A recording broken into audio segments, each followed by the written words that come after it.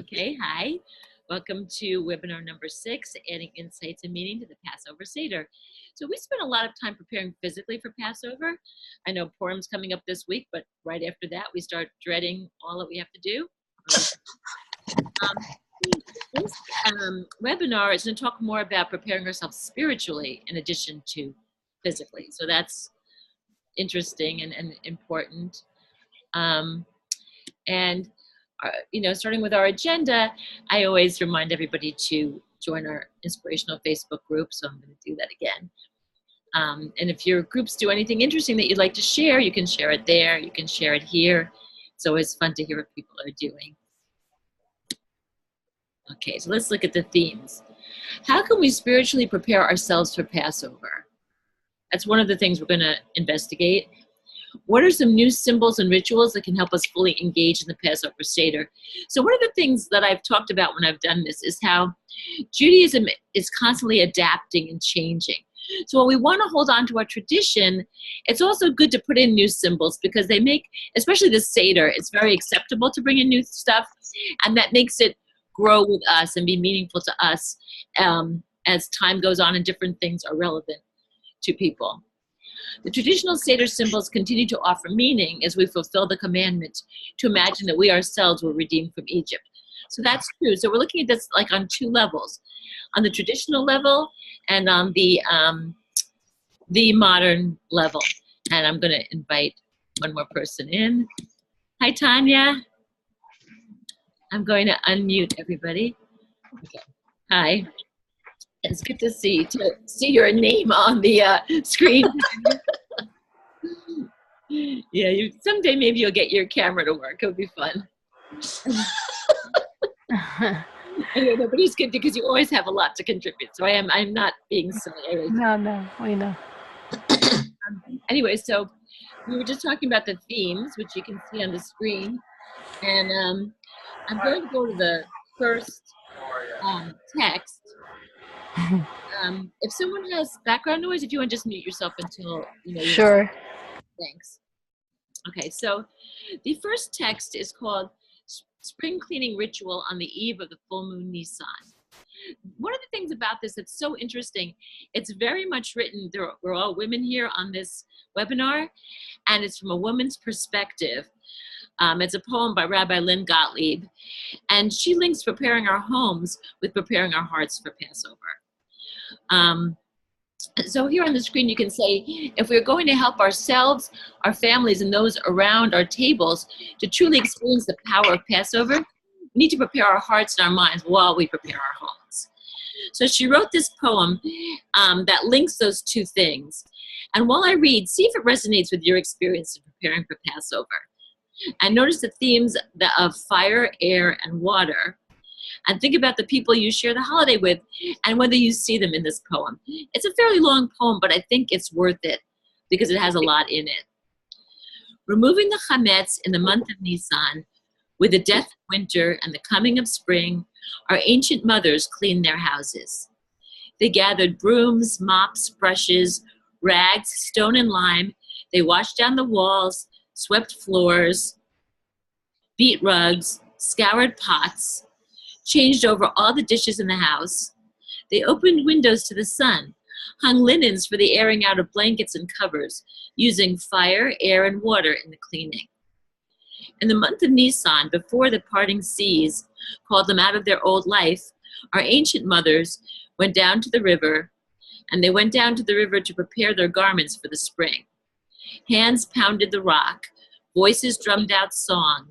There was new life inside us. Shekhinah prepares for her birth. So we labor, all women, cleaning and washing, now with our brothers, now with our sons, cleaning the inner house through the moon of Nisan.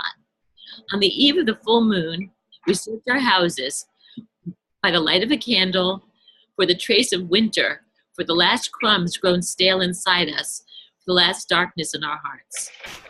Washing our hands, we say a blessing over water. We light a candle and search in the listening silence.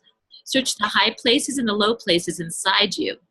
Search the attic and the basement, the crevices and crannies, the corners of unused rooms. Look in your pockets and the pockets of those around you for the traces of Mitzrayim. Some use a feather, some use a knife to enter the hard places. Some destroy chametz with fire, others throw it to the wind, others toss it to the sea. Look deep for the chametz which still gives you pleasure and cast it to the burning. When looking is done, we say, all that rises up bitter, all that rises up prideful, all that rises up in old ways no longer fruitful, all chametz still in my possession, but unknown to me, which I have not seen nor disposed of, may it find common grave with the dust of the earth. Amen, amen, Selah. So I didn't know what Selah meant when I first read this. So I looked it up. The Amplified Bible translates Selah as pause and think of that. So let's pause and think about what we just read. So according to this poem, what are we searching for as we prepare for Passover? Well, clearly there are two things. There's chametz, which we know is things that are not kosher for Passover.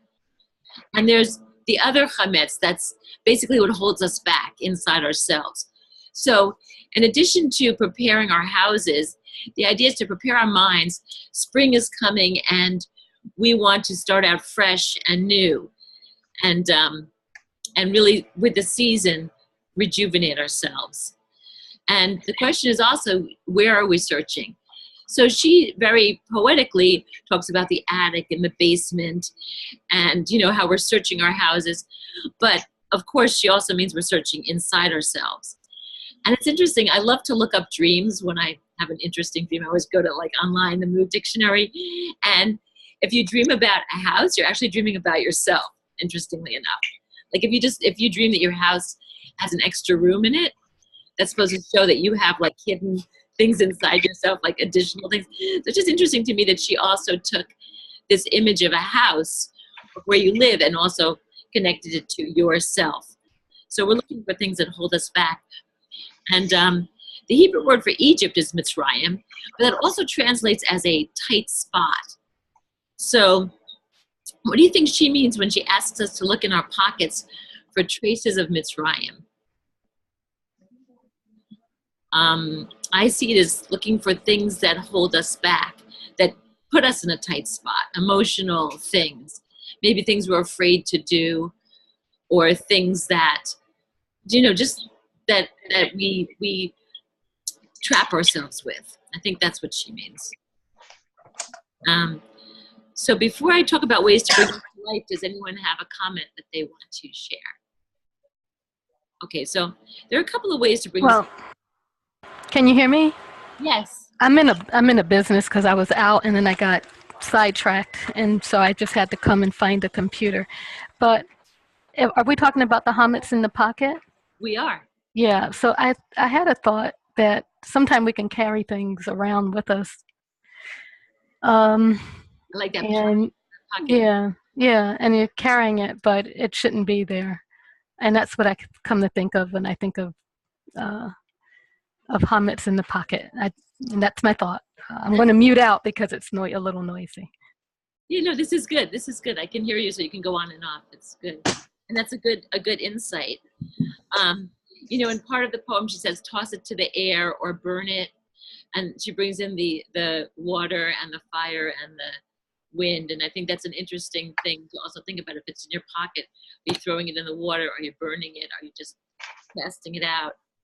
And we're going to talk a little bit more about that later. But I want to talk about the spring cleaning aspect of the holiday and the new beginning aspect, because both of them are mentioned in the text. So there's some really interesting things we can do that focus on this. The first one is you can invite your participants to do some personal spiritual cleaning. They can clean out their inner house. Ask them to think about what is their personal Mitzrayim, their own Egypt, or to identify things which they believe keep them from reaching their full potential. And have everyone write a list and take this home. And when they burn their chametz, they can put this list in also and burn the things that are holding them back, their personal chametz. That's awesome. It is really cool. If you have a group that likes to share, is a great idea, you know, to share what's holding them back. But you know your group and, you know, see if they want to keep the list personal or share them. They can help each other with it, which is kind of nice if they do share. Oh, yeah. And there's another really great activity that you might enjoy that focuses on new beginnings. So Rosh Hashanah is called the Jewish New Year and seen as the anniversary of the creation of the world. But Passover is thought of as another New Year. It's considered the anniversary of the beginning of the Jewish people. So Passover is also a good time to think about your own personal beginning. How are you going to grow in the coming year? What do you want to accomplish? Rabbi Gottlieb compares chametz with feelings that hold us back from the new beginning of Passover. So your participants can symbolically empty the chametz from their pockets and then write their plans for the new year on seeded paper. I can send you a link to the seeded paper. And then you can plant the seeded paper as a symbol of spring renewal. And when they water it and the seeds grow, they'll remember the new start of the new season. Oh, that's awesome. It's really fun. I'm going to send out a link to the seeded paper. All right. Yeah, there's a place called Botanical Paperworks, and they do seeded paper. It might also be in local stores, and you can find actually the stores listed on the website, either way.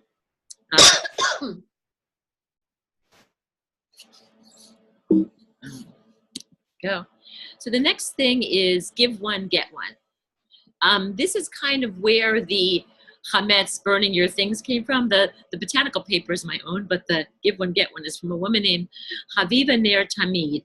She's considered one of the first women who was granted Orthodox smicha, and she writes about her annual Passover preparation in the Woman's Passover Companion. She says, I would like to share a personal custom of a ritual that I perform each year before Pesach. As I clean, I compile a list of all my own personal, spiritual, and psychological chametz, the things that keep me enslaved to my evil inclination, the foibles that I hold on to that keep me from total, unencumbered, unfettered faith in the Almighty, the things that prevent me from being what I would like to or could be. Then when I burn the chametz on the eve of Pesach, I toss that list into the fire and watch it burn. And this personal custom is what inspired the activities we just discussed for bringing to life the text. And later on, we can talk about other personal traditions that we have. Many people have things that their families have kind of invented, and it's fun to exchange those. And that's probably going to be important too with I know when I've done this with my group, everybody has something they like to bring into it. And so we can learn from each other. We can adopt meaningful ways to bring the spirit of Passover to life. But first, I'm going to talk about traditional Passover symbols and rituals. They're in this booklet as well. And, the big three, Pesach, Matzah, and Morar. After the Haggadah describes our exodus from Egypt, we come to the section of the Seder that describes the three core symbols of the holiday, Pesach, Matzah, and Morar. Some rabbis believe that this section of the Seder is actually a response to the four questions. We are taught that in order to fulfill the obligation of a Seder, we have to mention the three symbols. The Passover offering, which we talk about as Pesach, the bread of affliction, Matzah, and the bitter herbs, Morar. Not only are we commanded to mention these symbols, we're also taught that we need to explain the meaning of each symbol in order for our Seder to be complete. Two major observances of the Passover holiday are still practiced by most Jews. One is the exclusion of chametz and the eating of matzah, and the other is retelling of the Exodus story in the Haggadah. And it's interesting because when they've done surveys of Jews, even the least observant, they still do something on Passover. Even if they don't do it for a whole week, even if they just have a meal with their families, something is still there. So in the biblical era, there was a third major observance besides the matzah, and that was bringing the lamb, the Paschal sacrifice, to the temple. When the temple was destroyed, ending sacrifice, the central ritual act was ripped out of the Passover holiday, so rabbinic Jews expanded every other procedure to focus on communicating the lesson of liberation. What the sacramental temple sacrifice couldn't accomplish fully, the participatory Seder could. So today, the Paschal lamb is remembered by the presence of the Shank bone on the Seder plate. Now, my family are vegetarians, and there are a lot of vegetarian alternatives or things that people read about this, and we'll get to those later in the Seder. That's a very concrete way of seeing how ancient or traditions grow with our other practices. It's interesting also because there's a story that's told that, and of course, as a vegetarian, I like this story, but I'm not a fanatic, and you don't have to feel bad about eating meat. But it was said that God didn't want us to eat meat, and that the Israelites complained so much that finally God sent those pheasants down that they could get. But the laws of kashrut were kind of like a compromise, saying, okay, if you have to eat meat, you can, but here's what you need to do. Again, that's a midrash, and I want you to feel comfortable eating meat, but I'm just saying there are people who don't, and they have other traditions that go with it. So we'll talk about them later. So here are the two texts, though, about the Pesach, about the Passover offering. The first is from Exodus, where God tells Moses to tell the Israelites about sacrificing the lambs and marking the doorposts. And the second is from the Jewish Way by Rabbi Irving Greenberg. I'm going to read that because that's how this symbol and the rituals associated with it tie in freedom and community. So, and I put in bold the parts that I think really give the flavor of what this is. The size of the lamb was chosen to suffice the family or associated families and guests at the meal. No one ate alone on this evening, and nothing was to be left over from the sacrifice. If an individual had no family, he or she joined with friends or another family, so there would be a group to share the lamb fully. One of the primary hallmarks of freedom is its capacity for solidarity. A slave thinks only of himself in the next meal. The reassertion of the family unit was a first signal that the Israelites were readying themselves for freedom. Jewish tradition understood the sacrifice of the lamb to be the first step of liberation. Even when God is the deliverer, freedom cannot simply be bestowed. People must participate in their own emancipation.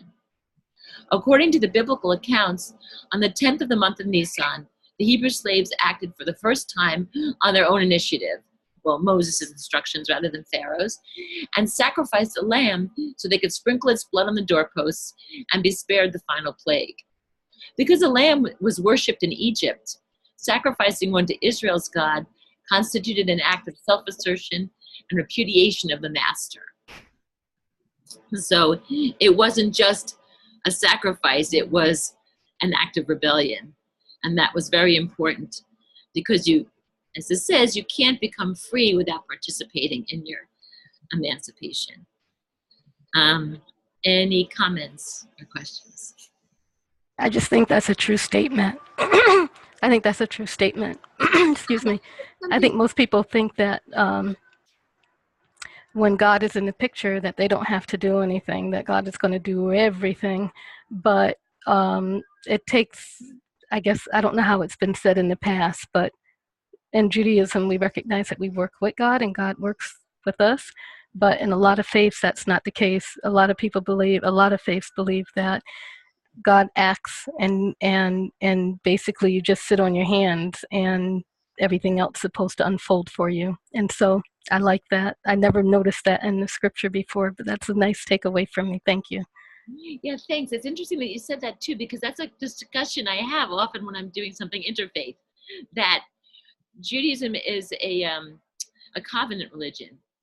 We do something, we participate in order for things to participate. We make a balance, and that's very true.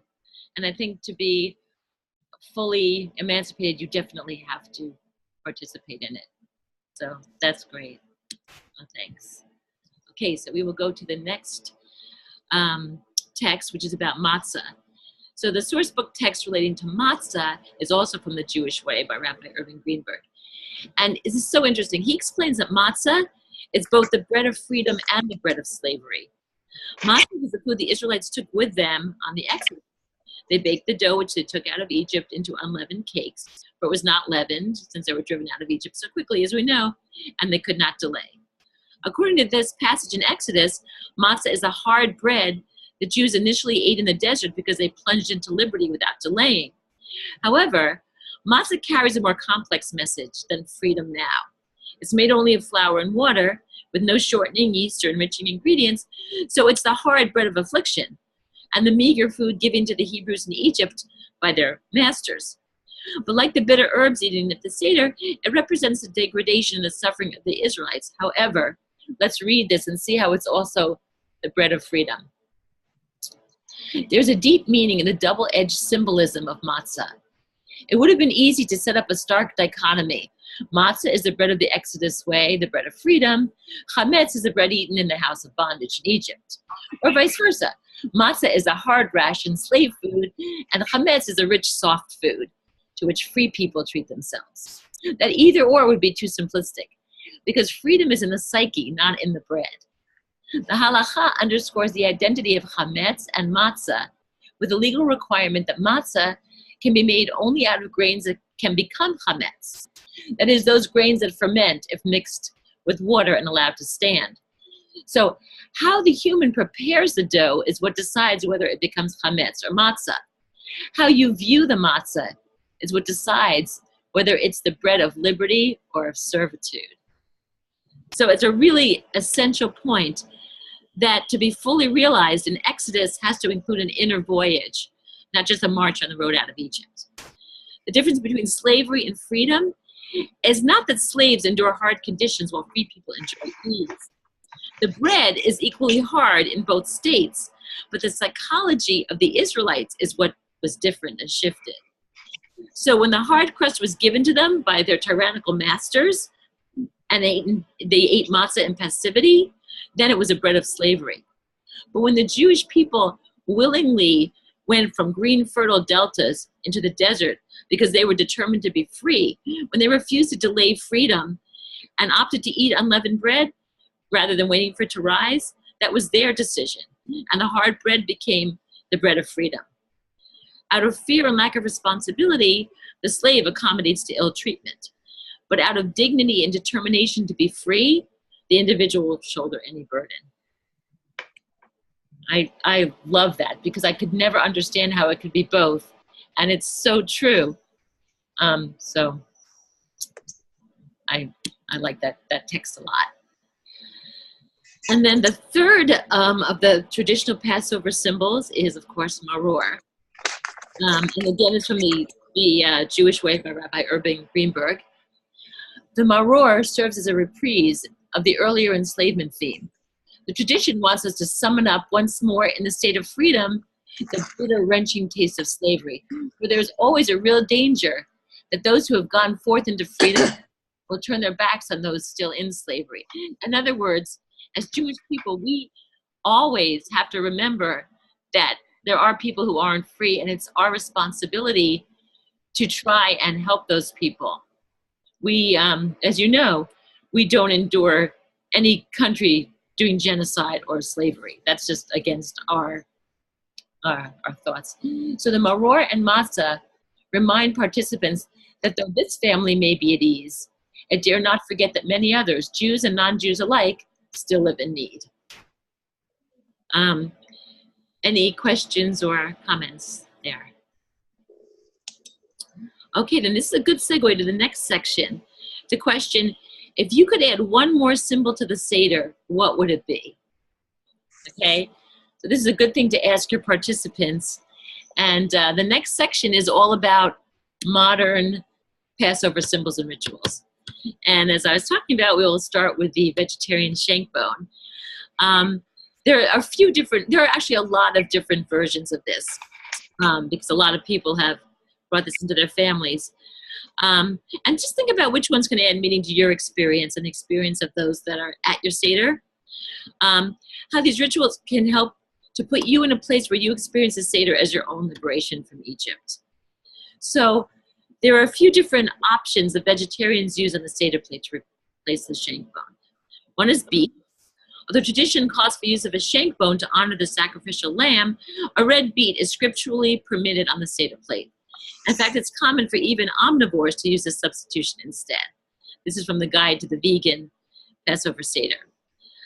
Another thing some people use, and this isn't really vegetarian, but it's not a bone, it's an egg. Dr. Naomi C. Cohn of Haifa University reported in 1997 that her husband's family has been vegetarian for more than 70 years and that their Seder plate contains 2 hard eggs. The logic of this, the bone on the usual plate stands for the Pesach sacrifice, and the egg for the Korban Hagigah, the festival sacrifice, which was eaten before the little piece of the Korban Pesach in order to get one's fill of food first. Well, if the Korban Hagigah can be symbolized by an egg, then why not the Korban Pesach? In other words, if one sacrifice can be symbolized by an egg, so can another one. Another option, many vegetarians, this is what we do, we use a combination of dry barley or wheat wrapped in plastic wrap, along with olives and grapes. Or sometimes we just do the olives and the grapes. The second option comes with a modern midrash as its proof text. And I put it up here. We have that from Haggadah for the Liberated Lamb, and this is what we read. As vegetarians, in place of the shank bone, we place olives, grapes, and grains of unfermented barley, which symbolize the commandments of compassion for the oppressed, to be found in the Bible. We use olives to commemorate the commandment to leave the second shaking of the olive trees for the poor. We use grapes to commemorate the commandment to leave the second shaking of the grapevines for the poor. And we use grains of unfermented barley or other grains to commemorate the commandment not to muzzle the ox when it treads out the corn in the fields. In other words, to recognize the natural appetites of the animal and not interfere with them. This commandment is considered to be the oldest extant concept of animal rights and enshrines the dignity and rights of the animal. And that's a nice thing to add, because I think even more as we go forward, we think about people's rights, but we also are starting to think of animals more as creatures who should be also not mistreated. So it's a nice one. And if anybody wants to jump in at any time with comments or questions, please feel free. The next one is the silent hand washing. Upon reaching urachatz, and this is what we always do, traditionally, either one person gets up or people get up at your table and they silently reflect and they wash their hands. But this is, ask them to silently reflect on the following questions as they wash their hands. How have you used your hands since you last sat at the Seder table? What have your hands created? What burdens have your hands carried? Whom have your hands helped? So we're not just washing our hands, but we're thinking about our past year and how we've affected the world around us. And here's another one. Do any of you do this Kos Miriam? Have you done this before? Yes, we do it. Yeah. We started doing it like maybe 10 years ago. I think it's really interesting. The cup of Miriam. So in recent times, in addition to a cup for the prophet Elijah, people have begun to add Miriam's cup, Kos Miriam, to their table. The cup is filled with water. The tradition comes from Agadah, from a legend that a well filled with Mayim Chayim, living waters, followed the Israelites through the desert while Miriam was alive. The Kos Miriam symbolizes these life-sustaining waters on our Seder table. And the way we do it in my family, at the start of the Seder, we put the empty cup on the table, the Kos Miriam, and we ask each guest at the table to pour a little water from their own water glass into Kos Miriam. As each person pours into the cup of water, they recite the name of a woman who has nurtured or inspired or helped them along their journey this year. And they say, I pour this water in honor of, they say the person's name, who, and they tell briefly how this person influenced them during the past year. I'm still waiting for my children to put my name in there. Eventually, maybe. And that's from the Women's Seder source book. And it's a nice tradition to add. Then, okay, so this is interesting. I'm going to talk a little bit about Elijah's cup, and then I'm going to talk about the fifth child. Okay, so the Hasidic rabbi Naftali Tzvi Horowitz, who died in 1817, used to invite all of the participants of his Seder, in order of their place at the table, to pour from their personal cup into Elijah's cup. And this symbolizes the need for everyone to make their own personal contribution to awaken the divine forces of redemption by beginning with human efforts. In other words, the Messiah, some people see it as messianic times, as we all bring about better times by our own actions. Each participant helps to fill Elijah's cup of future redemption while expressing a particular wish for a better year. This is from a different night. I don't know, have any of you done this where you add your own? So we do this, but we don't do it just in terms of the Elijah's cup. We do it in terms of the fifth child, which is a very beautiful thing. On this night, we remember a fifth child. This is the child of the Holocaust who did not survive to ask, why was the night of Passover in 1943 different from all other Passover nights? And so we ask for that child. And there are a few versions of this that can be added to your Haggadah. My family's done this for a lot of years, and I can send a link out with a follow-up email to more information about this tradition. There's a PDF I can probably send if you're interested with the text that we read. And here's what that text sounds like. On this night, we remember a fifth child. This is the child of the Shoah who did not survive to ask. Therefore, we ask for that child. Why? In silence, remember the Jews preserved their image of God in the struggle for life. In silence, remember the Seder nights spent in the forests, ghettos, and camps. Remember that Seder night when the Warsaw Ghetto rose in revolt. On this night of the Seder, remember with reverence and love the 6 million of our people who perished at the hand of a tyrant more wicked than Pharaoh, who enslaved our fathers in Egypt. And then you lift the cup, and in silence, let us pass the cup of Elijah, the cup of the final redemption yet to be. Remember our people's return to the land of Israel, the beginning of our redemption. Let us each fill Elijah's cup with some of our wine, expressing the hope that through our efforts we'll bring the redemption closer. And I can send you out the link to this. Have any of you done this in the past? We did it last year. It was very touching. Yeah. A wonderful addition. I think so too. I think it's important, especially in these times where things are just going crazy all over the place. I think it's important to remember, and I think it's a beautiful way to combine past and present. And now for a cough drop. It's back. I guess if I talk a lot, that's the only thing. Okay. And this is, of course, opening the door to Elijah, which is a lot of fun always. This text reminds us of the connection between Elijah and a role in the unfinished work of redemption. Elijah is the ultimate liminal personality who's mastered the threshold between life and death. And as such, we have him return through the earth at various liminal moments. In every bris, for example, at Havdalah, and at the climax of the Passover Seder. Elijah's appearance in our homes at this moment celebrates our achievement of redemption. But we understand at the same time that redemption is not complete. The world is not as yet redeemed. Remind ourselves of the unfinished work by opening our doors and looking into the world at large. My mother said when she was a little girl, her grandfather would put a sheet over his head and come in and pretend he was a ghost.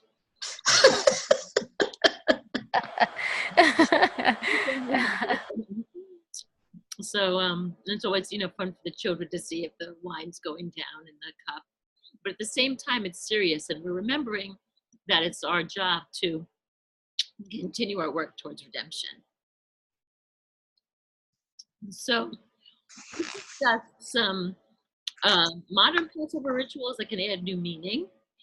And members of your group are probably going to have things that they've done that they'd like to share. This is a good opportunity to share them. And other group members like to implement some of the things that, that you've done or that other people have done. And sharing family traditions is a great way to get close as a group. So I'm going to tell you one that we haven't gotten to yet. Actually, I'll go back. So my children thought of this when they were small, and it's really nice, when kids can contribute. So we had a bird feeder in our front yard. It was always filled with birds in the winter.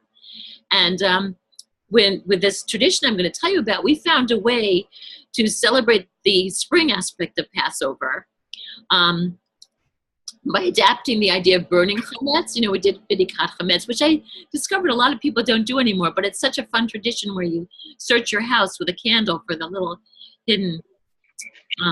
So we used to do that, and then the next morning, instead of burning the chametz, we would take it out, and we would the girls would go out in the front yard and throw it for the birds. And it was a symbol that a transition. The birds don't need us to feed them anymore. They're going to be able to find their own food because spring is coming. That's pretty clever. Yes, my kids thought of it. Really, that is so cool. Yes. It's really nice.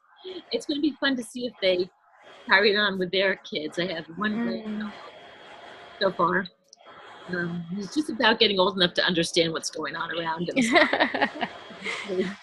But that's another, I think, nice aspect of Passover is passing down traditions. I think that's why the Seder is so focused on keeping the children engaged. When you talk with your groups about what they do, it might be interesting to see how they share different things. I have one friend, they're very creative. Their whole family is very creative. And they like build these giant sets and put on shows for the Seder. It's amazing. You know, they built like a pyramid one year. Oh, wow. Yeah. That is amazing. It's amazing. They start preparing like a month or two before, and they're bringing, like they met in Philadelphia or somewhere where the whole family could meet, and they were bringing supplies with them. I mean, they really go all out. But even people who are not quite that inspired do have interesting things that they bring in, and it would be fun to see if you have any or if the other people in your group do. There's another nice one that I'd like to share. Another Jewish educator told me this. You know, halach ma'anya, who are hungry, come and eat. So when they sing that at her Seder, they place a plate on the table holding cards that list different volunteer opportunities in their local area. And they pass it around as they're singing halach ma, and each guest takes one of the cards and pledges to help out at the place that they've selected. So that's a nice one. So think about if you have any you want to share. We can go over the supplemental materials and then see if anybody wants to share anything that they do. There are some nice supplemental materials here. There's a classic website, My Jewish Learning. There's all sorts of information on Passover, how-tos, history, different Haggadot you can pick, because you know there's a Haggadah for every kind of person. Recipes, conducting Seders, like anything you want to know, it's there. Then Ritual Well is very nice also. It has lots of information on Passover. It has social action projects, questions for discussion, and a personal Dayenu prayer, which is nice.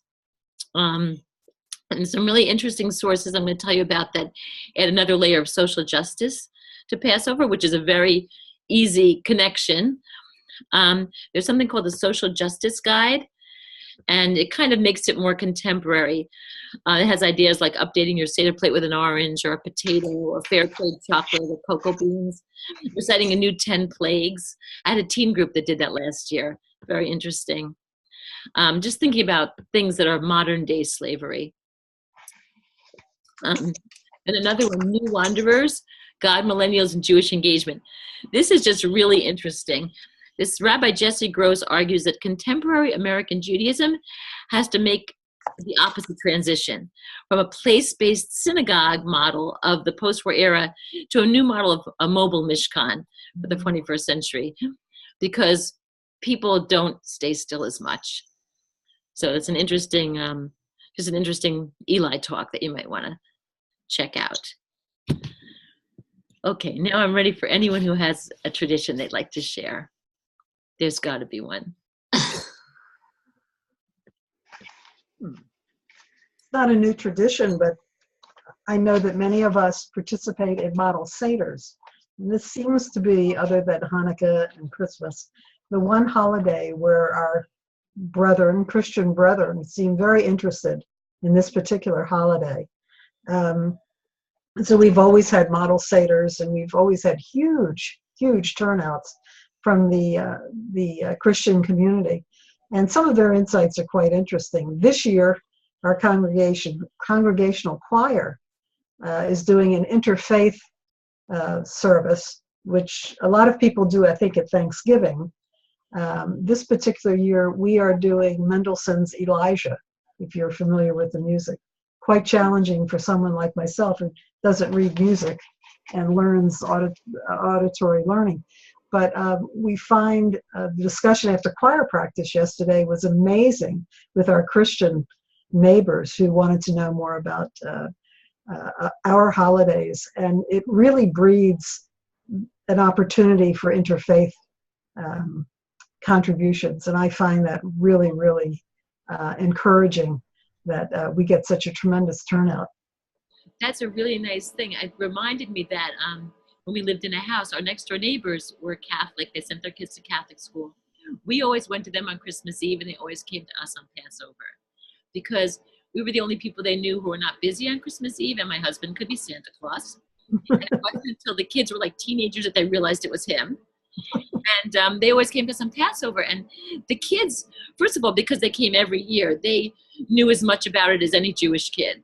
They each knew which of the 4 children they wanted to read, and they really participated. But also, their Catholic school did a Seder. And I remember one of them saying that the nuns didn't know anything. You're not supposed to drink the salt water. You're supposed to dip the vegetables in it. Like they really knew. It was something that was very interesting. And we still see. We were there Christmas Eve. We still see them on Passover. Yeah, it's a great opportunity for interfaith. Yeah, very, very good. Yeah, our sisterhood for the past 3 years has been doing an interfaith women's freedom Seder. We partnered with a Baptist church, and we invite them as our guests. We did human trafficking, and this year we're including the Me Too movement as part of our Seder. So it has been a great learning experience for all of us. Mm-hmm. I think that's great to bring up that's a good opportunity, because you know what, I hadn't even realized that or remembered it, and I think it's a really, really good, important thing to connect. I have a question. I notice Judaism doesn't reach out to many, but it's not like other faiths like the Islam and Christianity where they reach out. But is the interfaith thing something that is done for what reason? Just to learn about each other. Yes. Okay. Yeah, So we don't proselytize, which makes us so different from every other religion. But yes, I mean, I'm curious about their religions too, and obviously, consequently, they are. And it's a wonderful opportunity, just especially the sisterhoods sitting around and just sharing. It's fantastic. all right. Then I'll look for that opportunity. I usually just have Create one. Yeah, I will. What part of the country are you in? I'm in Connecticut.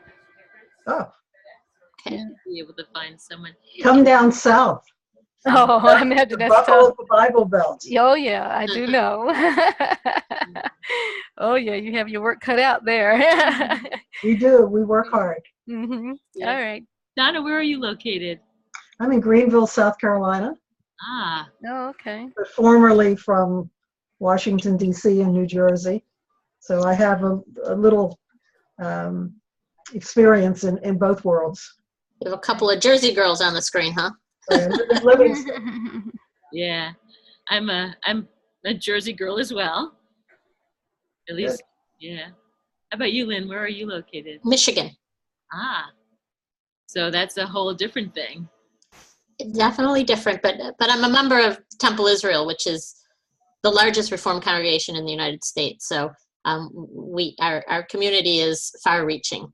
That is awesome. Yes. This is a great conversation, and I thank you guys for being on it. Is there anybody who wants to add anything else before we go? No, thank you so much. Yeah, thank you. Thank you very much. I appreciate it. Thank you. It's really nice talking to you, and I will send out some of those links in the follow-up email. Thank you. Do you send them by email, or how do you send them? I send them by email. Are you not receiving them? I never get any follow-up. I know, I don't, the last 2 months, Gail Katz hasn't been on with us, and she always gets them, but I've never received them. You know what? I'm going to make a note, but you received the invitations? Well, I received that through, it's through the WRJ's, it would be easier on me to get it by email because I don't check that often enough. And in fact, I just found out about this 2 days ago. So it would be better if I could get it by email, but I don't know how that's going to work for you. I know exactly how to do this. I probably don't have your email. That's why you're not receiving it. Okay.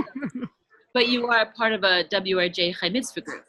Yes, I'm the leader. Yes. Okay, so I'm surprised that you didn't register. I mean, I would think that you would have registered, but probably. I'm sorry, go on. Did you register? Yes. That's strange, because then you should be on it. You know what? Let me give you my email address just to be sure, and just send me your email address, and I'll make sure you're included. Okay, perfect. Okay, so it's Nina. At. Is it right here at nina@chaimitzvah.org? Right. What you have up on the screen? Oh, yeah, that's it. Yes. Okay. I will send you one right now. Great, perfect, and I'll make sure you're included in the follow-up so you can have the link to the all of the different things we talked about. I appreciate that. Thank you. Thank you, Nina. Thanks, Nina. Have a good day, everyone. Thank you. You too. Bye-bye. Bye. Bye.